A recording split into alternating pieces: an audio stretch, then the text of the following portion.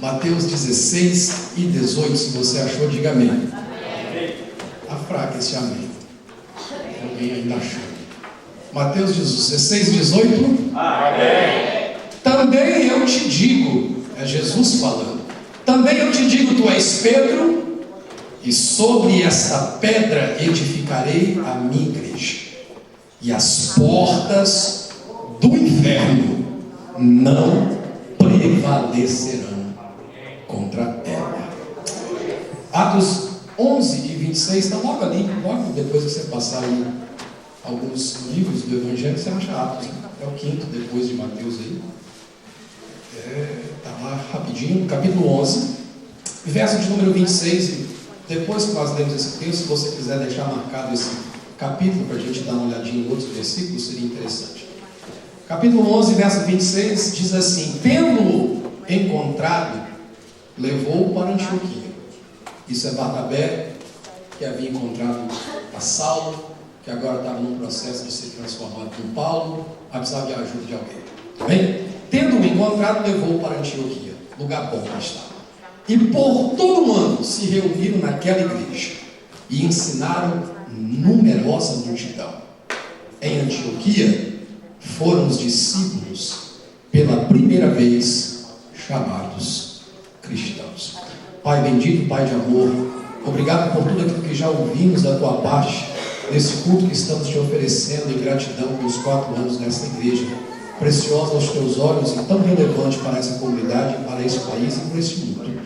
Pai, obrigado, Senhor, porque nós temos o privilégio de agora ouvir a tua voz através da meditação da sua palavra.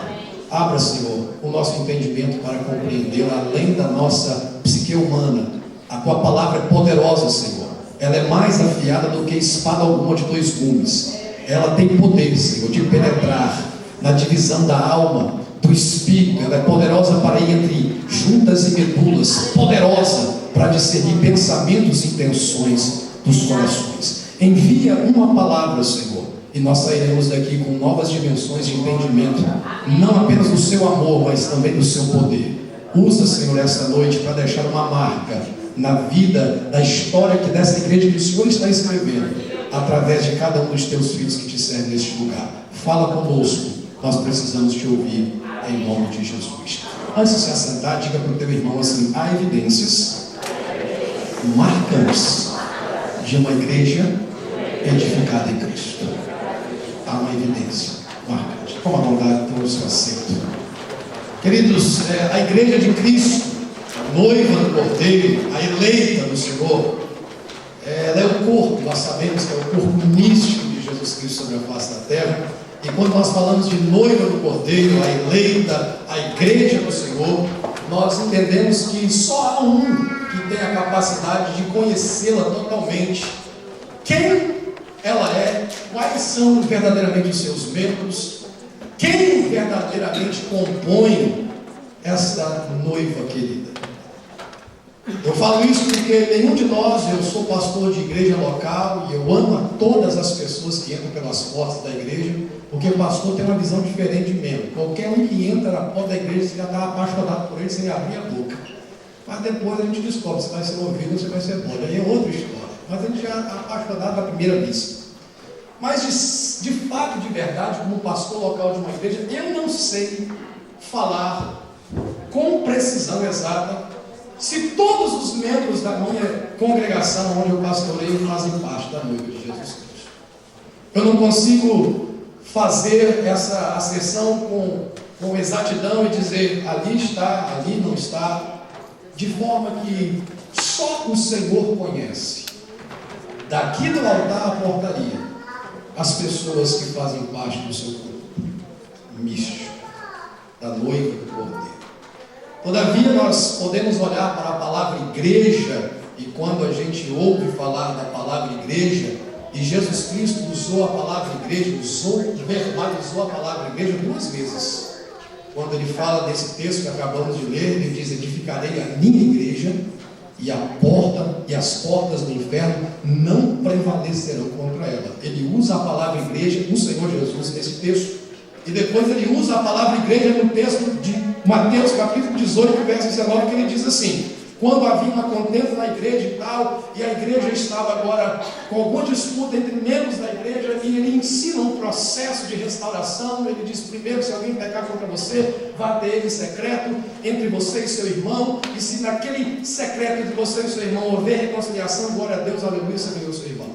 Se não, você vai então chamar a segunda opção, o segundo passo de reconciliação. Você vai procurar 2 ou 3 pessoas idôneas, para que, por testemunha de 2 ou 3 pessoas, você então veja se há reconciliação. Mas se aquela pessoa não quiser reconciliar pela testemunha, a Bíblia diz então que vai para o terceiro passo. Aí Jesus dá a autoridade da igreja: comunique para a igreja. E ele dá o poder que a igreja tem. E ele diz assim: se aquela pessoa não ouvir a igreja, considere ela como um publicano e como um pecador. Então Jesus, quando ele fala a palavra igreja, usa o nome igreja, ele é muito econômico. Ele é muito econômico para falar sobre a natureza da igreja. Porque a igreja para Jesus, ela é muito mais do que um ajuntamento de pessoas num prédio que canta hinos no domingo à noite. A igreja do Senhor Jesus na terra, ela tem, aleluia, a extensão do céu. Ela é a extensão do céu na terra. E a igreja tem poder de ligar a terra e ligar no céu, e de desligar a terra e desligar no céu. Então estamos celebrando nessa noite 4 anos de vitória de uma igreja local que está dentro do contexto da igreja de Jesus. Não é coisa simples e nem coisa comum. É algo que nós podemos dizer: as portas do inferno tentaram fechar, mas não prevaleceram.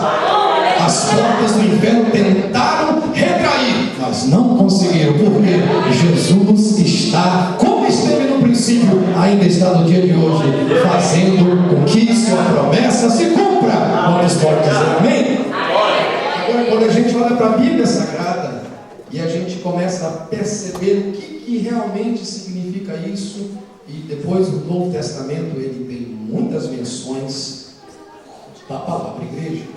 E há muitos nomes, há muitos títulos, que se eu e você pudéssemos ter tempo para falar e explicar cada uma delas, a gente ia compreender um pouco mais do que significa a igreja. E eu tenho para mim que quanto mais você conhece algo ou alguém, você começa a ter mais amor por isso. Eu tenho certeza que isso é algo natural, que você que está casado aí há mais de 30 anos com a sua esposa, com o seu esposo, nesses 30 anos você conhece ele muito mais do que naqueles primeiros 30 dias. E porque você conhece ele mais, o amor hoje mudou até de tom, de nuances, mas o amor é muito maior, porque o conhecimento te dá a capacidade de amar mais. Amém. Quanto mais você conhecer a igreja do Senhor, mais você vai amá-la.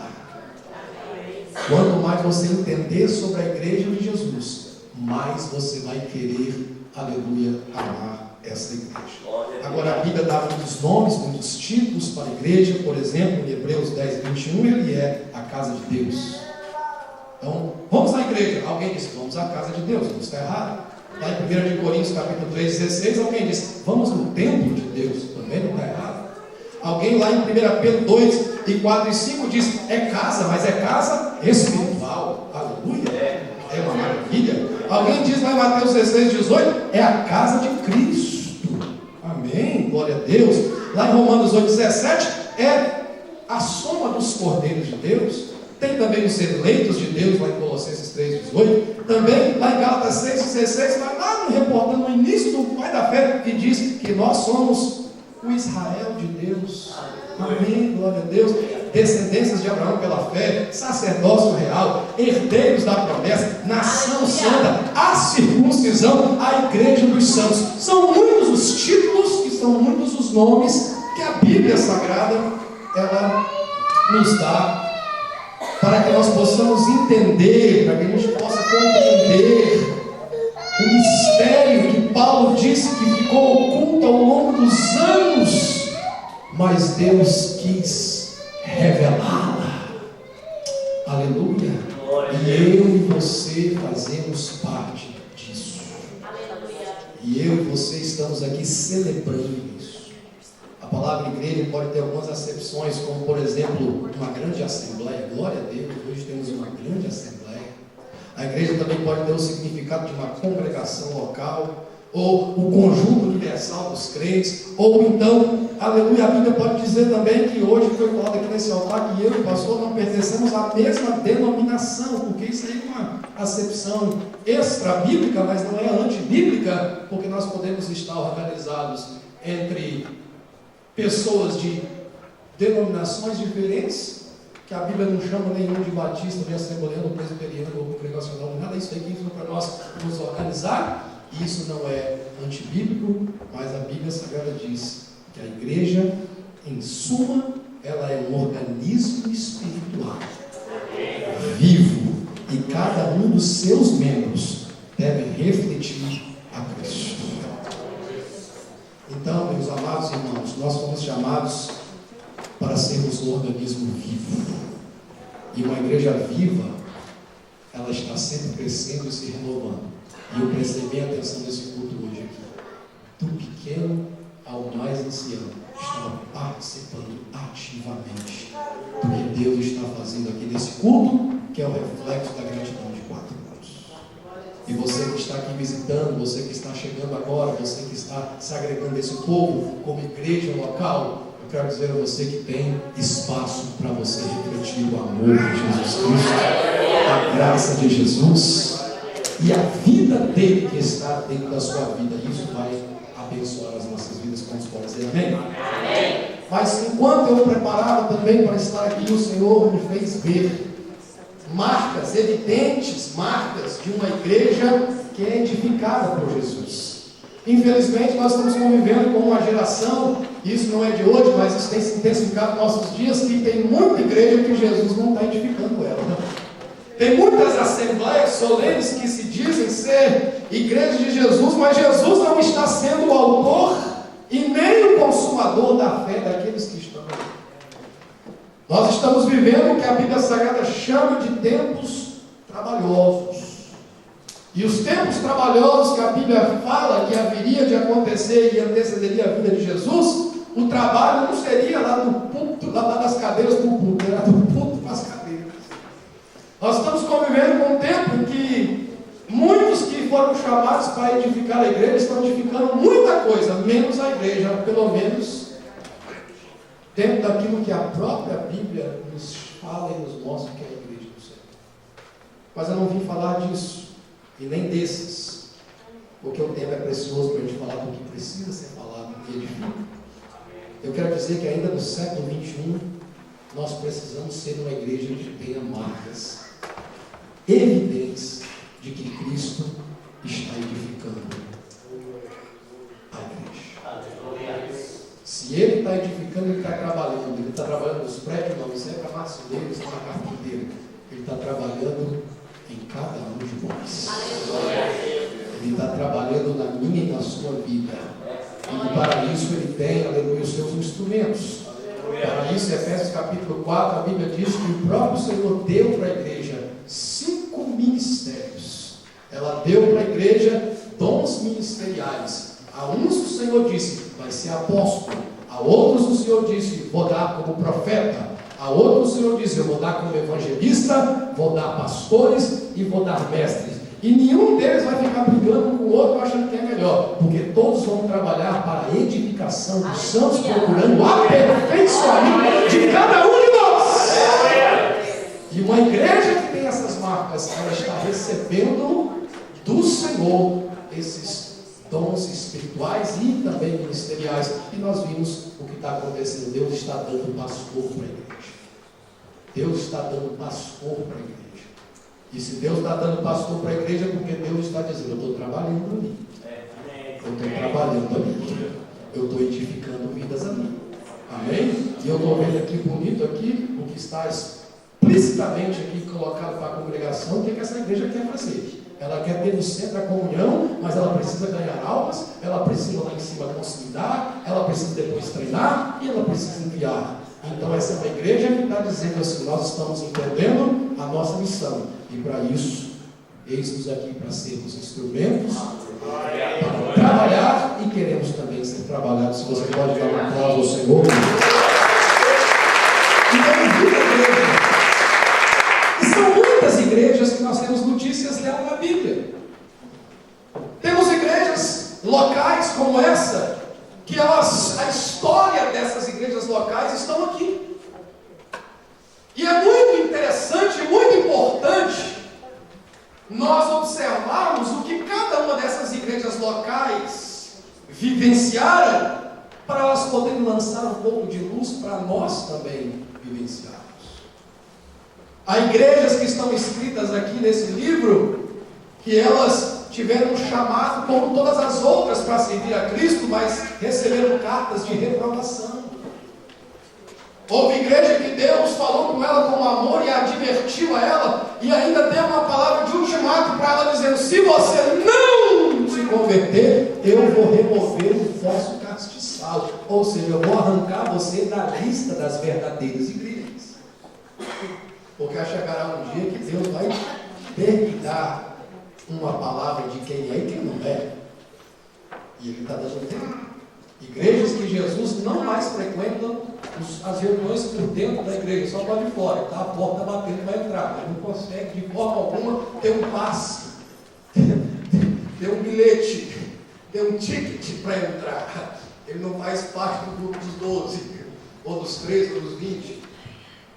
Ele está do lado de fora, mas o nosso Jesus ainda continua insistindo, batendo na porta. Há histórias de igrejas que fracassaram, mas há história de igrejas que tinham tudo para fracassar, mas prevaleceram.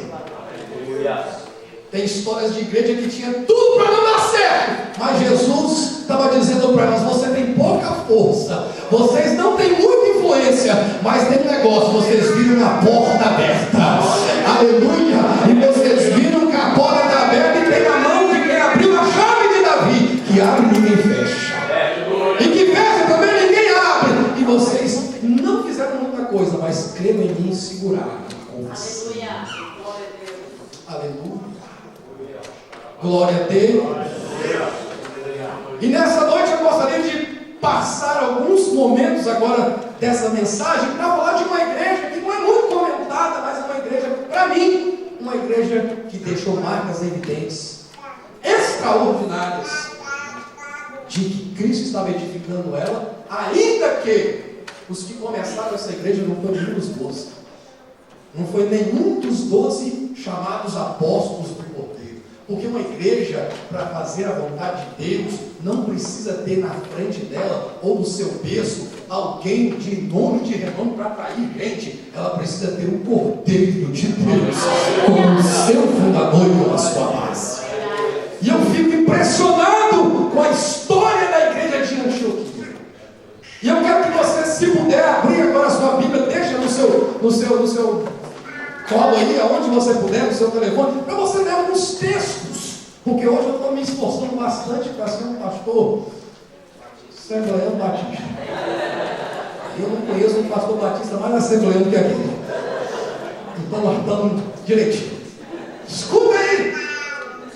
E se eu sair aqui, demos glória a Deus, você vai comigo e dá certo. Antioquia, uma igreja espetacular, uma igreja que deixou marcas. E a primeira marca, pastor Marcos, é mais ou menos aquilo que a gente começou, que o senhor estava me mostrando aonde a igreja está caminhando. A igreja está caminhando aqui nesse ano que está se concluindo, nos passos do discipulado. Mas só tem discípulo se tiver quem discipula. Aleluia. Só tem alguém que vai aprender se tiver alguém que já ensinou, vai ensinar porque aprendeu antes. É uma verdade. Mas hoje a gente está, meu irmão, hoje a gente está convivendo com pastor aí que não quer muito aprender, não. Eles não querem ter a mesma fórmula, ou não você pode nem falar fórmula, mas o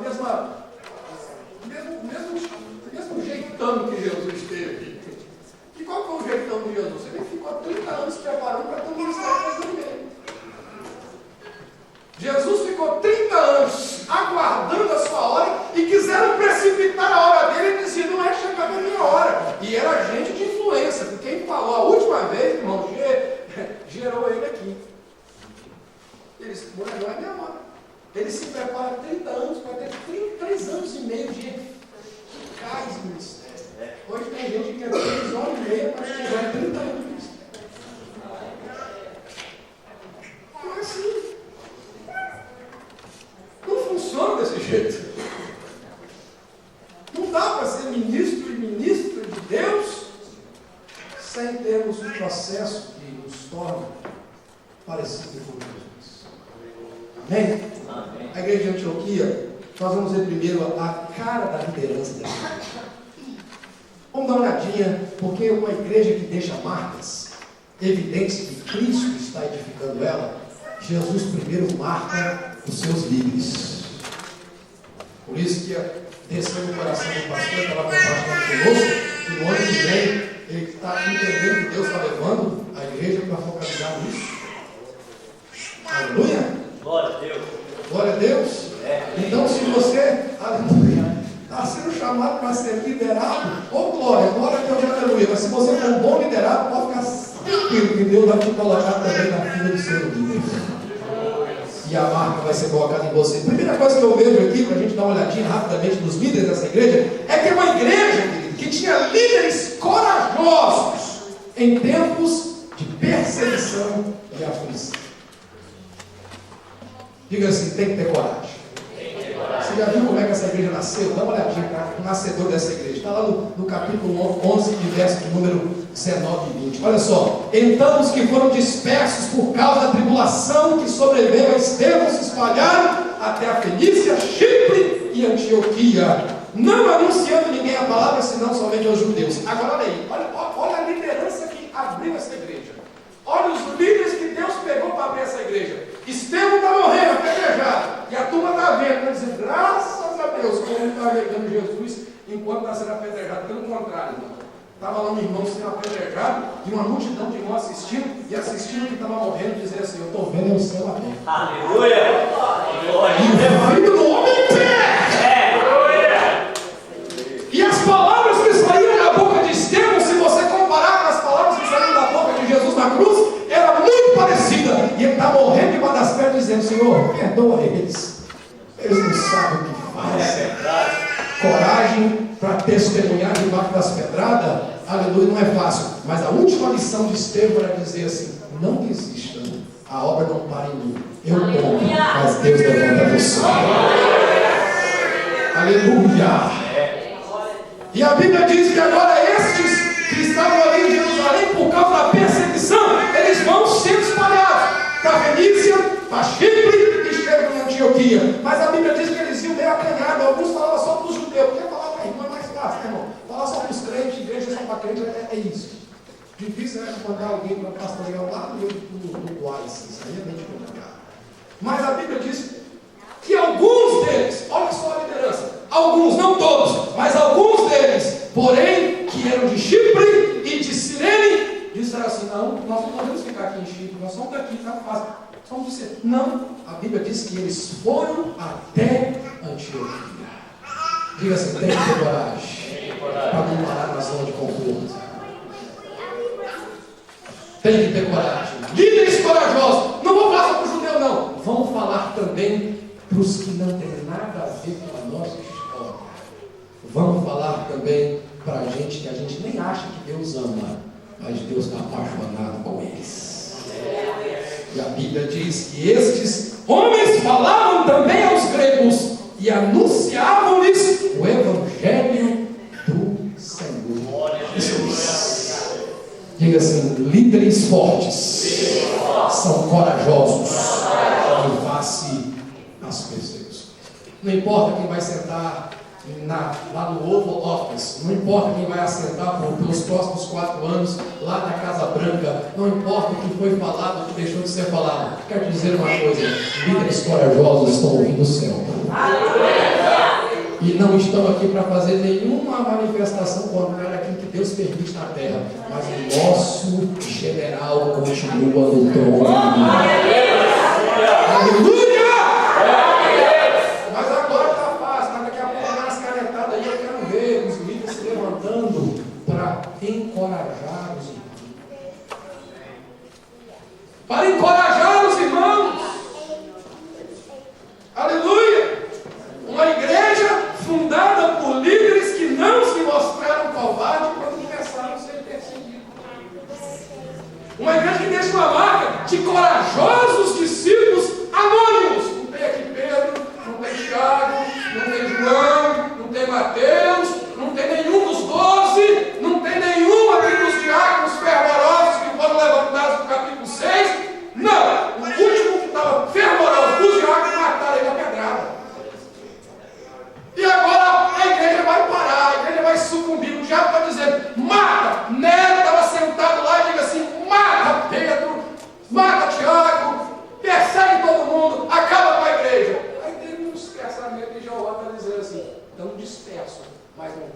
sem rumo. Aleluia. Estão sem destino fixo, mas tem uma mensagem no peito. Aleluia. Tem um senso de valor eterno já implantado no seu ser. E não tinha grande nome, mas tinha um Cristo dentro deles. Não tinha um nome que ajuntava multidões, mas aonde chegavam as multidões ouviam o que eles tinham para falar. Quando sua mão diga assim, eu quero deixar essa marca. Coragem, irmão. Coragem. Foi isso que Deus falou para Gideão, quando Gideão estava tentando entrar também debaixo daquela pressão, da opressão dos dias que os medianitas roubavam todas as colheitas, junto com os outros bandos que vinham e se manipulavam para arruinar Israel nos dias dos juízes. E a Bíblia diz que aquele Gideão era corajoso, só que era corajoso para ele mesmo. Ele dava um jeito de fazer com que a casa dele não ficasse abandonada e sincronizando. Ele ia para o lagar e malhava o trigo. Ele dava o seu jeito. E Deus olhou e disse: lá, o camarada que não está entendendo como todo mundo está entendendo. Ele não vai sucumbir. Aí Deus chega. É aí como Deus chega. Diga assim: Deus chega chegando. Mas a gente nem vê que ele chegou. Veja só como é que Deus chega chegando naquele Gideão. Primeiro ele se aproxima. Gideão não está vendo Deus. Aí ele senta e fica ali vendo ele trabalhar. Deus já chegou há muito tempo, só está vendo você trabalhar. Você fala, eu duvido que Gideão está fazendo um trabalho com a bola calada. Quem está em opressão fala, mas fala igual pó na chuva. Miséria, esses Midianitas, mas ele está falando, eu não dou a minha comida. Eu não estou na crise, eu não estou. Eu vou comer esse trem aqui. Minha família vai comer. E Deus olhando, e Deus só de olho, debaixo do carro lá de manhã, olhando para trabalhar. Aí de repente Deus não apenas está, nem apenas será, Deus resolve manifestar. Deus chega assim, guarda no valor. Glória a Deus. Na linguagem do nosso irmão lá no Nordeste, cabra macho. Cabra macho. E ele fala assim, vai nessa tua força e livra Israel. Irmão, quem não vai ficar frouxo para livrar uma família, Deus tem poder de usar ele para livrar 2 famílias, 3 famílias. Aleluia. A primeira que Deus deu para Gideão, na coragem dele para livrar, foi a sua própria casa. Ele conseguiu influenciar 10 pessoas. Depois que eu o texto, eu estou dando um detour aqui. Ele influencia 10 dentro da sua casa. E com esses 10 ele fala assim, rapaz, eu sou corajoso. Eu já fiz uma coisa de coragem. Eu quero desafiar vocês a fazer uma coragem mais toda comigo agora. Agora vamos quebrar o vidro lá de casa. Então vamos mexer no poste de Deus. Vamos quebrar. Porque Deus falou que comigo, então o negócio vai começar lá em casa. Eu vou libertar primeiro minha casa. No nome de Jesus. Igreja que marca lá fora, já não marca dentro de casa, está perdendo a grande marca. Nós profetizamos uma igreja que marca lá dentro da sua casa. Na sua casa. Glória a Deus. Ele destrói o poste e agora, irmão, no outro dia a bronca está lá, eles querem pegar Gideão, eles querem matar Gideão, vão lutar de Gideão. O pai de Gideão está liberto sem ver que foi liberto. Mas você vê, o homem foi liberto sem ver. Quebrou o hino da casa dele, o homem foi liberto uma noite por dia. No outro dia de manhã, ele estava dizendo, mas se Baal era Deus e eu estava adorando ele, não conseguiu aí ficar de pé. Baal, que Deus é esse que não se defende? Então que contenta com Gideão. Aleluia. Deus não chamou para confrontar ninguém. Deus mandou você batalhar no mundo espiritual e quebrar aquele mal. E Deus vai fazer a obra. Você mais com coragem que Deus mandou você fazer. E Deus, que conhece os corações, faz a parte dele. Todos dizem amém. Uma marca de uma liderança corajosa no meio das perseguições. Segundo, eles não apenas tinham coragem, irmãos, para ir e chegar em lugares que ainda não tinham. Eles tinham coragem para proclamar a mensagem do Evangelho. Irmão, fala a verdade. Se nós começarmos a pregar só o Evangelho hoje, só o Evangelho de Jesus, o Evangelho sem frufru, tem gente que ela tem vergonha de fazer isso, não tem coragem de falar só o Evangelho. Nós estamos convivendo com uma geração que não quer ouvir só o Evangelho. Estudo bíblico na quarta-feira, meia dúzia. Churrasco no sábado. Então agora nós estamos sucumbindo dizendo assim, churrasco no sábado e a gente engana o povo. Aí dá a Bíblia para eles no sábado. Porque só o Evangelho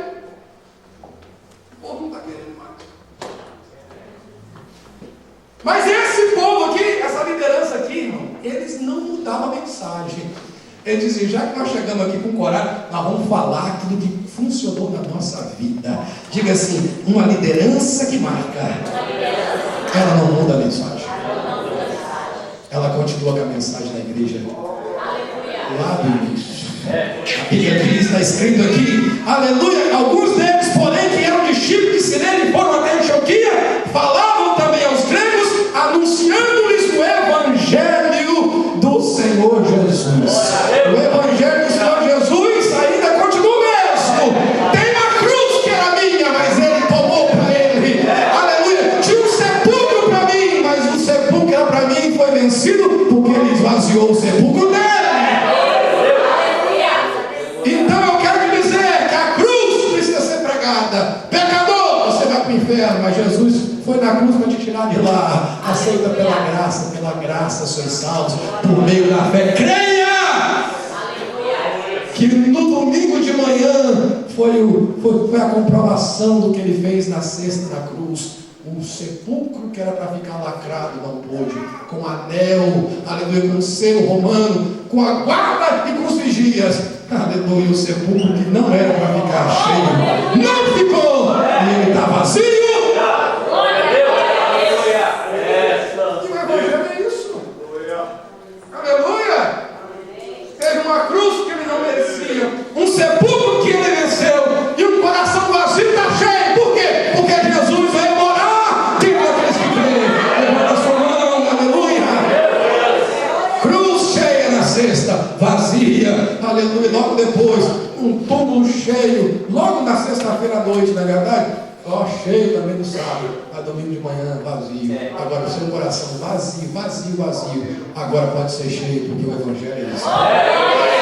Eita glória, ele levou os seus pecados na cruz, encheu o sepulcro dele lá com aquilo que a morte queria segurar, mas a morte não achou nele nenhuma transgressão. E o pai olhou e disse assim, também não vejo. Então, meu filho, pode pelo seu poder levantar, porque é isso que garante a salvação de todo aquele que crê. Aleluia. É só pregar isso com convicção, irmão. Aleluia. Crentes que estão aqui celebrando o Senhor Jesus, o evangelho funciona. O evangelho é real. A mensagem de Jesus ainda é a única mensagem que tem poder de transformar o homem pecador num santo do Senhor. Quantos podem dizer glória a Deus?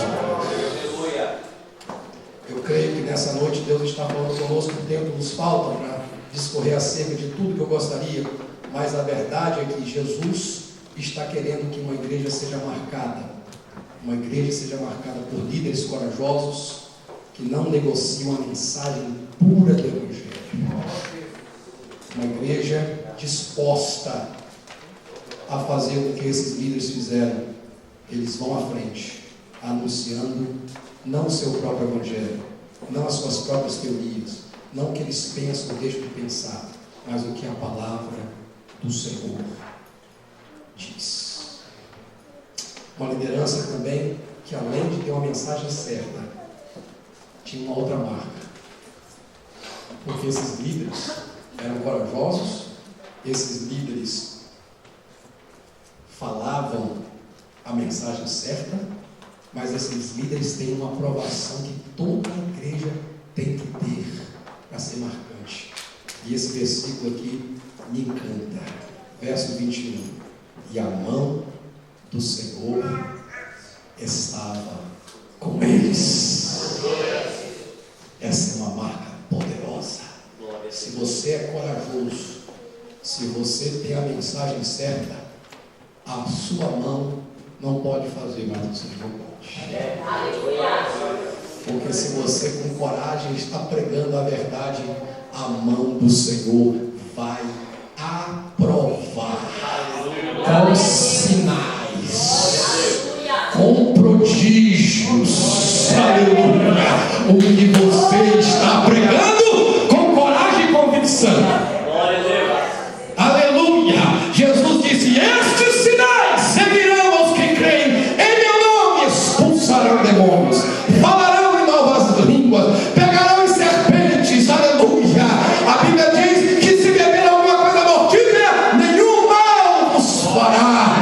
Imporão as mãos sobre os enfermos e os curarão.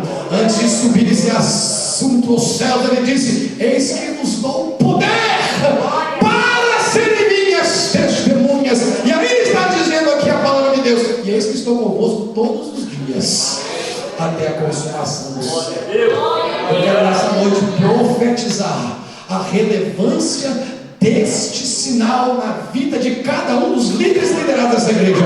Os sinais seguirão sobre ele. Nesses dias de engano, o Senhor vai dar, aleluia, para os corajosos que não profetizam uma palavra, mas a verdade, sinais. Porque nessa mão não tem poder, mas na mão que está sobre essa mão, no nome de Jesus, tem poder.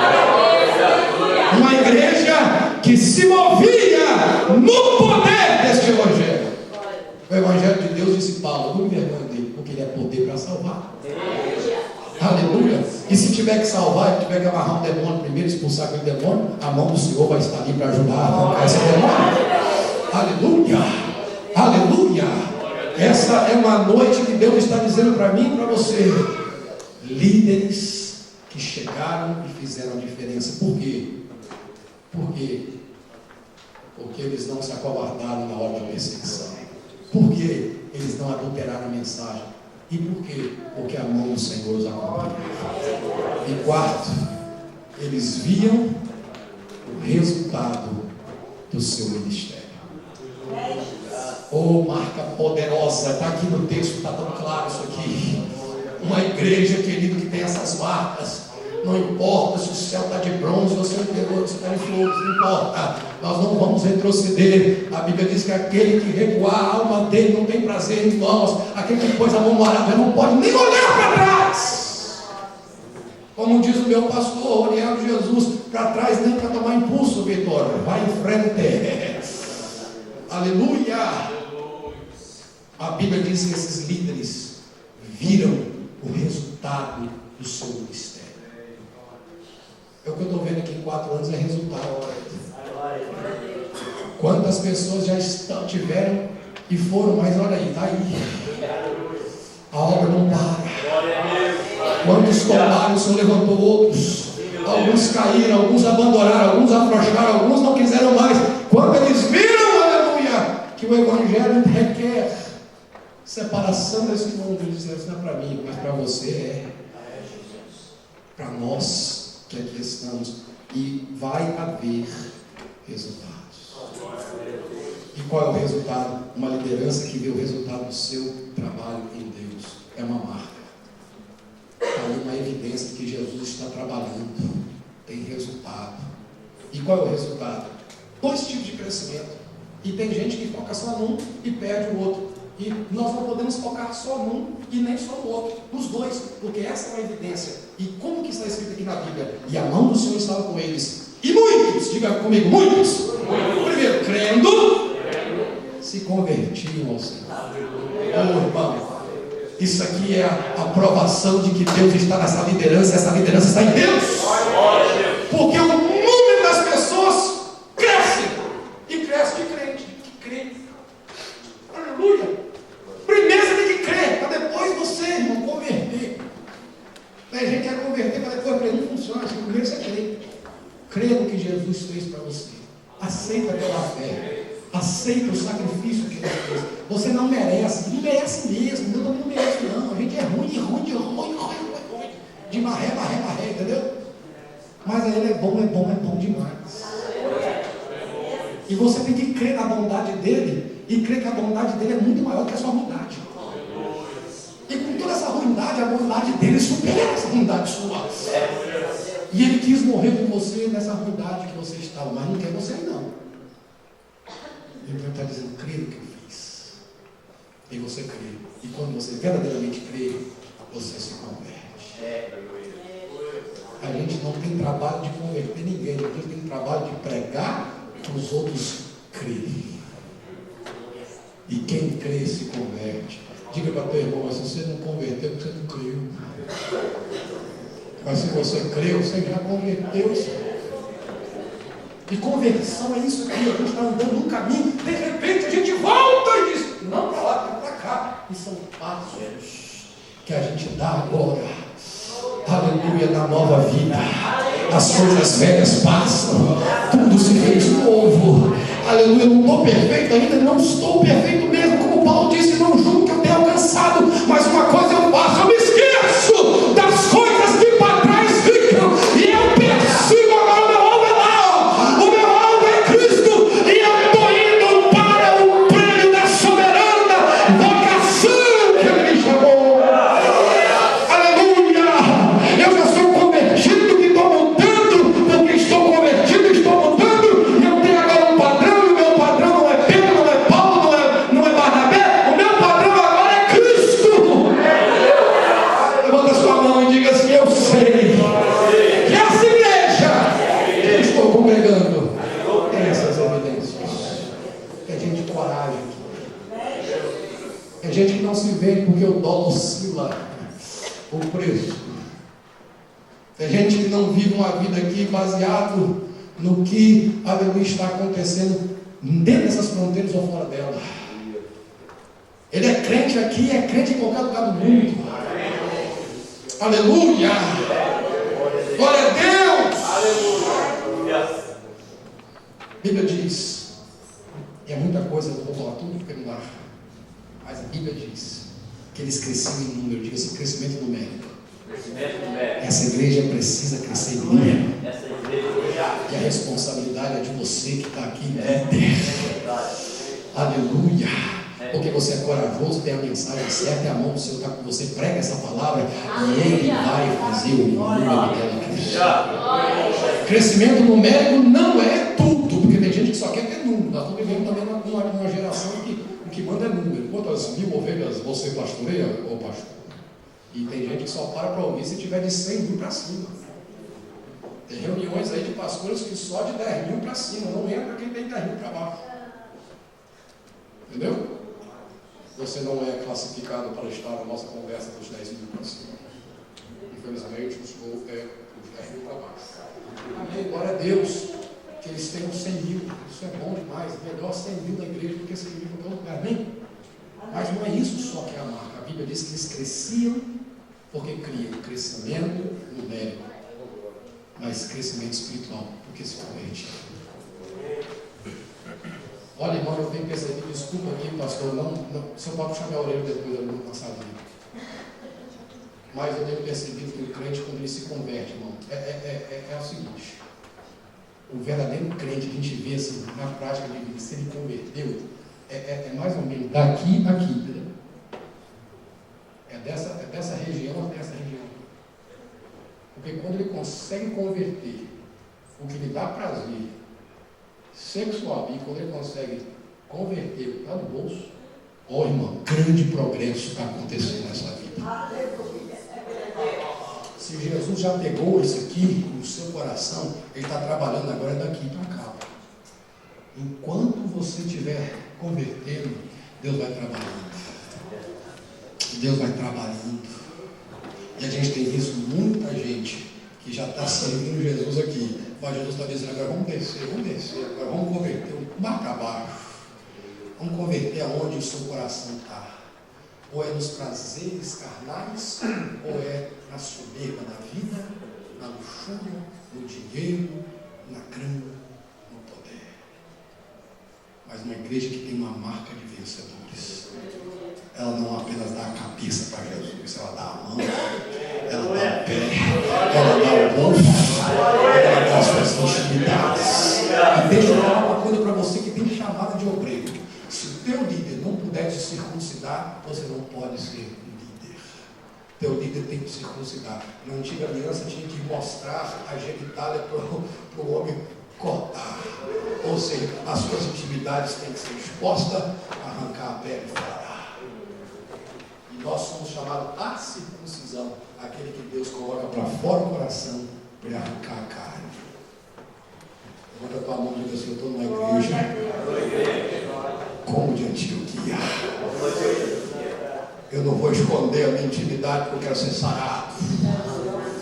Eu quero ser tratado. Aleluia. Mas o líder que sabe tratar não te expõe, não faz uma cirurgia a modo grosso. Todo mundo vê, não. A gente leva para um lugar e te trata. Você fica uns 3 dias com febre, mas a gente cura. Aleluia. Eu profetizo você abençoado. Nas partes que você esconde, não esconde. Porque quem anda com Jesus está se convertendo a cada dia. Levanta a mão, eu estou sentindo a presença dele. Eu estou sentindo a graça dele aqui. Porque no caminho do discipulado tem discipulador. E é gente assim que Deus deu para vocês aqui. É gente assim que Deus deu para vocês aqui. Você não está vendo o nome do seu pastor nos cartazes dos grandes congressos ou dos grandes eventos gospels. Você está vendo o cartaz do seu pastor, aleluia, lá no poço celestial, com a fez nesse mundo ensinando você a andar no caminho da santidade. Aleluia. Oh glória. Você me dá mais 5 minutos? Quem me dá mais 5 minutos? Bora, mas faltando 5 minutos me deram. Tá frito, hein, pastor? Mas deixa eu falar só uma coisa aqui, para terminar. Essa era uma igreja, porque foi bem ensinada. Ela reconhecia as autoridades que Deus a ela enviava. A Bíblia diz que o mistério chegou lá de Jerusalém. A notícia corre o longo. O negócio está pegando fogo em Antioquia. Jerusalém, a igreja mãe está ouvindo. E a igreja mãe diz assim: desce lá, Barnabé, vê esse mistério lá. Porque a igreja que está sendo abençoada saiu daqui. Aleluia. E Barnabé chega. E sabe o que acontece quando Barnabé chega? Uma igreja bem ensinada, ela consegue discernir quem é e quem não é. A Bíblia diz que eles receberam a Barnabé, porque viram nele um homem cheio do Espírito e de fé. A Bíblia diz que quando Barnabé chegou, ele também viu. Porque não é só a gente que vê os obreiros, os obreiros também nos viram. O obreiro, quando chegou lá, quando o Barnabé chegou lá, o que ele viu? A Bíblia diz que ele viu a graça de Deus. Tinha milagre no culto, irmão. Tinha poder de Deus, irmão. A irmã cantava sem playback no playbook e o fogo descia. Aleluia. Se não tivesse o tecladista, ela adorava do mesmo jeito. O pregador pregava com o coração na palavra e não saía da palavra nem do coração. Tinha graça de Deus.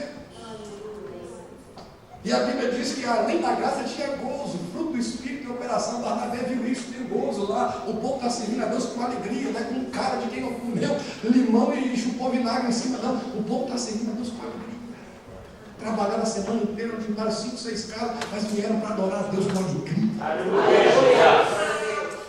E aí a Bíblia diz que eles tinham coração para aceitar a instrução daquele que veio instruí-los. A Bíblia diz que exortando-os a permanecerem firmes nos caminhos do Senhor. Que marca preciosa. Fiquemos em pé, porque eu tenho que nos perguntar mais. Mas líderes fortes espera que liderados sejam fortes. Líderes que Deus dá com força para uma igreja, Deus está dizendo para essa igreja: você não pode ser fraco, porque eu estou te dando tudo para você ser forte. Jesus disse assim: o discípulo não precisa querer ser maior do que o seu mestre, basta que ele seja igual. Agora, se Jesus nossa é bom demais, irmão, ele deixa coisa para nós assim, para a gente pegar pela fé mesmo assim: aquele que crê em mim, irmão, vai fazer as mesmas obras que eu fiz. E Jesus não fecha o círculo, Jesus não fecha ali o parênteses aí, não, irmão. Jesus é Jesus, ele não tem crise de sumite aguda quando alguém está sendo mais usado que ele, não. Ele disse assim: se vocês crerem nisso, vocês vão fazer as mesmas obras. Diga assim: as mesmas. Diga as mesmas. É perdoar pecado, em nome dele, é curar leproso, é levantar paralítico, é pregar a palavra, é fazer as mesmas obras. Ele disse: ainda mais. Aleluia. Essa igreja que celebra 4 anos de vitória, foi dada a ela líderes fortes. Não precisa ter nomes famosos, precisa apenas ter um Deus poderoso e fé nele. Jesus disse, a palavra dele não vai cair por terra: edificarei a minha igreja, e as portas do inferno não prevalecerá. Uma igreja que percebia, aleluia, que a palavra tinha lugar para ser ensinada. Um ano Barnabé ficou lá com Saulo. Imagina uma igreja que Deus diz assim: vai ser o berço de ensino de Paulo. O próprio grande apóstolo vai aprender em Antioquia com os irmãos anônimos e Barnabé. Ei, irmão, eu queria contemplar essa igreja. Uma igreja que depois envia o apóstolo Paulo para ganhar almas em todo o mundo.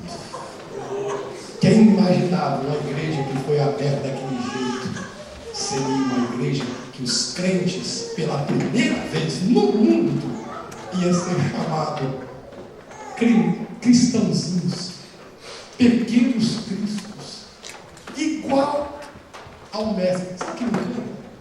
Eles podiam dizer assim: é a cara do pastor, é a cara do Barnabé. E não foi. Porque um líder forte não coloca a cara dele para a igreja o aplaudir ou o amar. Ele mostra com a cara dele a face de Jesus. E todo mundo disse lá em Antioquia: eles têm a cara de Jesus, sendo que Barnabé é o pastor. Irmão, no nome de Jesus, líder forte não quer a capa do jornal, ele quer que Jesus apareça. E todo mundo aí fora vai dizer: eles não são lá da igreja do pastor Marconi, eles são da igreja de Jesus Cristo. O pastor Marconi tem a alegria e a honra de ministrar. Eu tenho horror quando eles falam: o pastor, não é minha igreja não, irmão. A igreja de Jesus tem uma misericórdia do mar. Posso falar com esse povo, pastor? Esse povo é abençoado. Quero convidar você nesse fechamento de ciclo de 4 anos, para vocês entrarem no quinto. Eu não sou numerólogo, não sou pessoas que ficam jogando com os números, mas eu entendo as significâncias dos números. Eu entendo biblicamente que números representam. E 4, irmãos, aleluia, 4 é um número muito maravilhoso. 4 é um número muito precioso. Mas são 4 evangelhos. Não é? São 4 as estações do ano, são 4 muitos múltiplos de 4 na Bíblia. Agora veja bem, vocês estão fazendo a transição do quinto, e o quinto é o número da graça. É quando Deus quer dizer o seguinte: fechou um ciclo de aprendizado e agora de discipulado. Fecha o ciclo do discipulado, e discípulo tem que se tornar discipulador. Discípulo tem que se tornar discipulador, e o seu discípulo vai ter a cara de Jesus. Porque Jesus era você refletindo mesmo. Eu quero orar com você. Eu quero desafiar você que veio celebrar esses 4 anos de vitória. Deus está escrevendo a história da igreja e ainda não terminou. Atos tem o seu registro na Bíblia, mas essa história vai ser contada na eternidade um dia. A minha, a sua história vai ser contada. Paulo diz assim: nós somos uma carta lida por todos. Aleluia. Aleluia. Billy Graham disse que nós somos a carta que o mundo lê todo dia. É a Bíblia que o mundo lê todo dia, somos nós. O mundo não lê Bíblia, o mundo te lê.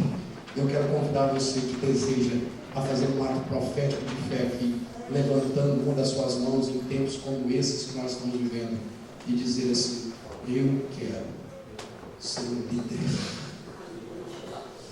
de coragem para ver uma igreja com evidências de Cristo edifica. Feche os seus olhos e levanta uma das suas mãos como sinal do céu. Ninguém precisa ver, só Deus precisa ver. Deus está vendo. Feche os seus olhos. E se você entendeu, aleluia, que essa igreja tem uma marca, que essa igreja foi dada a ela uma marca. Orabaço e coriambarabaço. Eu quero te dizer que essa era uma igreja que ouviu o Espírito do pastor Marconi.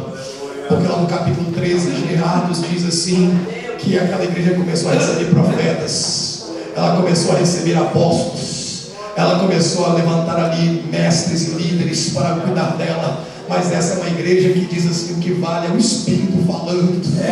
E a Bíblia diz que eles ouvindo o Espírito, e está escrito assim: e pareceu bem ao Espírito Santo e a nós.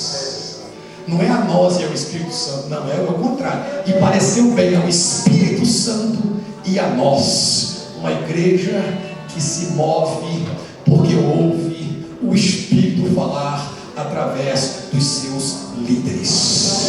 Se você está resistindo aos seus líderes, é porque você ainda não entendeu a igreja que você faz parte dela. Se você resiste à voz dos seus líderes, é porque você ainda não ouviu o que o Espírito fala à igreja. Eu quero te dizer que o Espírito Santo não é um vento, não é uma pomba, não. O Espírito Santo é uma pessoa bendita, que se move no nosso meio, que tem vontade própria, identidade própria, desejo próprio, e está conosco nessa dispensação da graça, para que através dos ministérios que Cristo concedeu, eu e você cheguemos à maturidade de um varão perfeito. Oh, aleluia. Você que já creu e se converteu, diga: Jesus, vou dar mais um passo. Espírito Santo, aonde nós vamos trabalhar? Aonde nós vamos trabalhar na santificação do meu ser para ti. Aleluia. Eu quero que nesta hora você feche os seus olhos.